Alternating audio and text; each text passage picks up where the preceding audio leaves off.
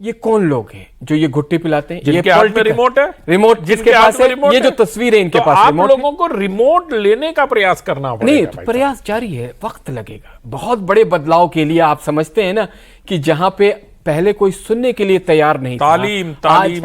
अच्छा देखिए कैसे सारी चीज को जो खेल बिगड़ा है मुसलमानों का, जिस रिलीजन में, जिसकी किताब में, पवित्र किताब में पहला अल्फाज इकरा है जिसका मतलब इल्म है, और पढ़ाई की बात करी, जिसके प्रॉफिट ने जब उनके ऊपर एक महिला कूड़ा फेंक दिया करती थी तो, और एक दिन नहीं फेंकती है तो उसके घर जाके पूछते हैं और तुम मस्जिद में बुला के एक महिला को पीटते हो, ये कौन से इस्लाम की तस्वीर तुम दिखाते हो? इससे बड़ी शर्मनाक कोई चीज हो ही नहीं सकती। वो तमाम लोग जिनके ऊपर, जो लोग उस जामा मस्जिद कर्नाटका की जो बात आप कह रहे हैं वहां मौजूद थे, उनके ऊपर मैं लानत भेजता हूं और हिंदुस्तान के मुसलमानों को कहता हूं आप भी लानत भेजे, और इन तस्वीर के लोगों से कहता हूं कि कब इनका मुंह खुलेगा उस पे कि आपकी एक बहन को सरेआम सबके सामने मारा गया है। ये आपको दर्द नहीं होता है, या सिर्फ आप जमीन के मालिक बनने के लिए, और उस जमीन का मालिक कोई बन नहीं सकता है, उसकी सुरक्षा दे दी गई है। असल दर्द तो ये है,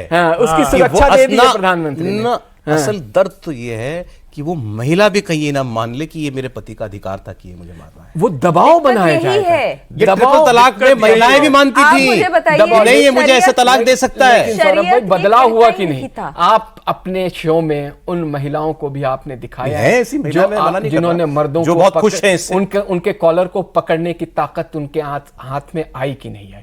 उन्होंने पढ़ा कि नहीं पढ़ा जो एक्चुअल चीजें पढ़नी थी? ट्रिपल तलाक का कानून, वक्त लगेगा। इस आप ये समझ लें कि ये जो वक्त अमेंडमेंट बिल है, और इसमें बार बार एक लाइन और जोड़ दूं, हमारे गृह मंत्री अमित शाह जी ने, हमारे अल्पसंख्यक कल्याण मंत्री किरण रिजिजू जी और प्रधानमंत्री बार बार कह रहे हैं कि जो वक्फ में स्थिति थी पहले मस्जिद की, ईदगाह की, कब्रिस्तान की और मदरसे की, वो स्थिति यथा स्थिति जो है वो एज इट इज बनी रहेगी, उसमें किसी तरह का कोई बदलाव नहीं।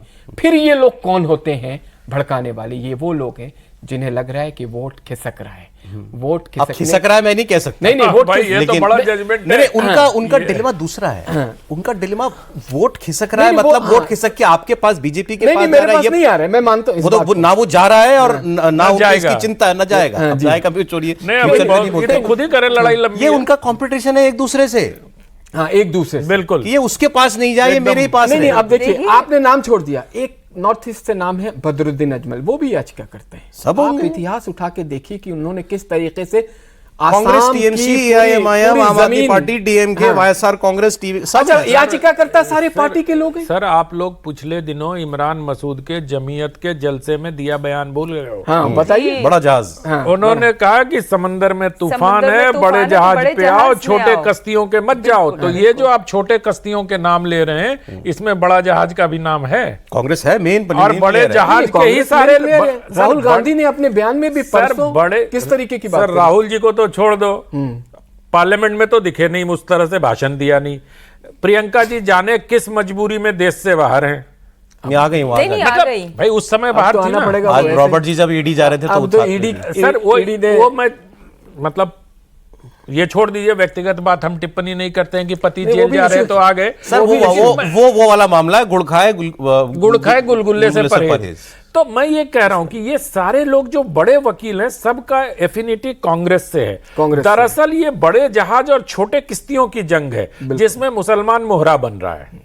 सिंपल सी बात मुझे ये समझ में आ रही है कि वक्फ को मुसलमानों की जो बिसात बिछाई गई है उसमें बड़ा जहाज जो है वो छोटे। एक सवाल मैं इनसे पूछना चाहता हूं और आप बड़ा ईमानदारी से जवाब दीजिएगा। ये जो बंगाल में हुआ, इसके बाद इस कानून का देश भर में विरोध बढ़ेगा या जितना हो रहा है वो और कम हो जाएगा? देखिए, जो ताकत इन लोगों ने लगाई है, जो रिलीजियस आउटफिट है, मैं एक पॉलिटिकल पार्टी का कार्यकर्ता हूं, लेकिन मैं जानता हूं कि उनकी ताकत बहुत ज़्यादा है। वो जो नफरत का आधार बनाते हैं किसी भी इशू में, जिसमें आप ये समझ लें कि कितनी दर्दनाक वाकया बंगाल में हुआ है, जिन दो मासूम भाइयों का कत्ल हुआ है, पिता पुत्र दो भाई, मैं इसलिए कह रहा हूं कि वो मैंने अपने अकॉर्डिंग बोला है, तो आप समझ सकते हैं कि उन्होंने इंसानियत का कत्ल किया है।